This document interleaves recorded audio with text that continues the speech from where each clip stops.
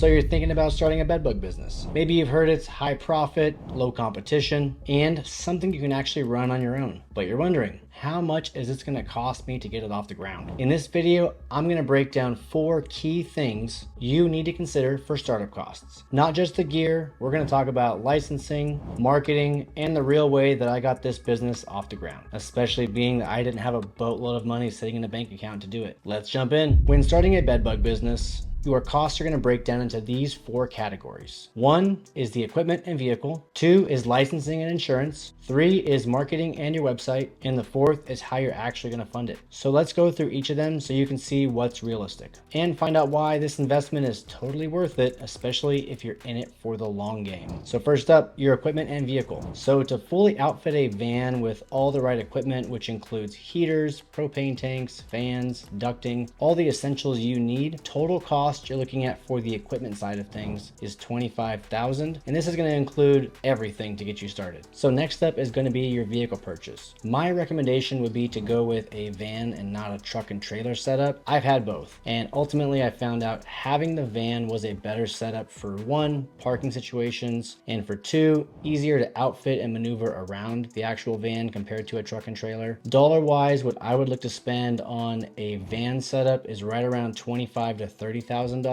and this should get you something like a low mileage Ford Transit or a Ram ProMaster 1500. Now both of these combined might sound like a lot of money, but when you're paying all this money and able to then do $1,500 to $3,000 bedbug jobs, it all starts to make sense. And keep in mind, you're not going door to door spraying general pests. We're solving one bug issue and being able to take care of high urgency, high paying customers. All right, the next step, licensing and insurance. Now, this is one of those things that really does depend on what state you're located in. Some states it might be super simple. By that, I mean you study, take a test, and pass it, and you're good to go. Other states, it can be more complicated. Like I started my business, which was in California, probably the strictest of all states when it comes to pest control. It can be a little bit more of a workaround to get it figured out. My estimate for a startup cost in some states could be as low as a few $100s compared to California, which I think all in, I was a couple $1,000 in just to get through all the red tape.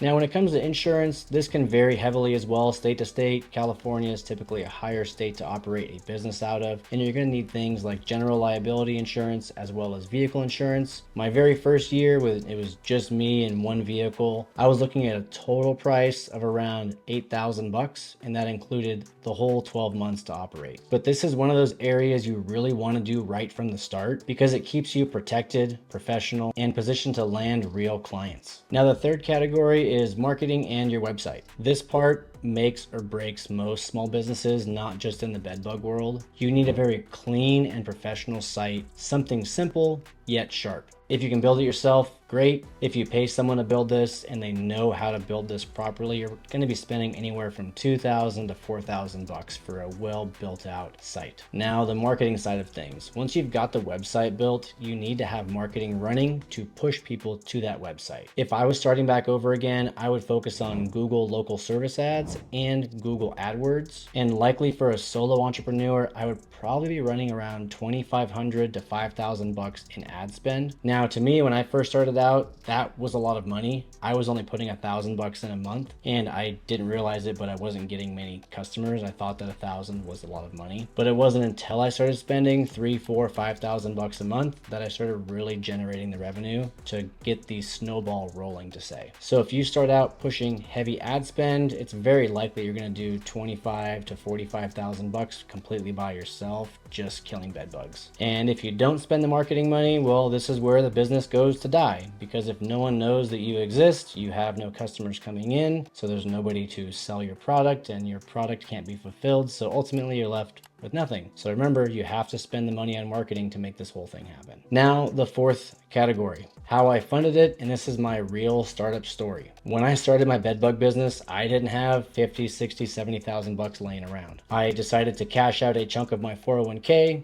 finance a vehicle, and use credit cards to buy the equipment. Definitely high risk. I don't necessarily recommend it, but I was committed to making this my decision. And within a couple of months of doing all this stuff, getting the business set up, we were off often making $20, $30, $40,000 a month. Generating that much revenue, I was able to pay off all the debt in the business within the first 10 months. So needless to say, if you're resourceful, you can figure this whole part out without having to have that big chunk of money. Now, another final thing to mention about this high startup cost is it allows for a barrier to entry. And what I mean by that is that not everyone and their mom can just go out and start this business. Most people will not commit to this level of investment, which is really what keeps the competition out and the margins high. So ultimately, this is why it's all worth it. You're not just starting a job, you're building an asset. Because this business has high paying jobs, is solo friendly setup, has urgency based sales, and low competition, you won't need a team of 10 to make 200,000 bucks a year.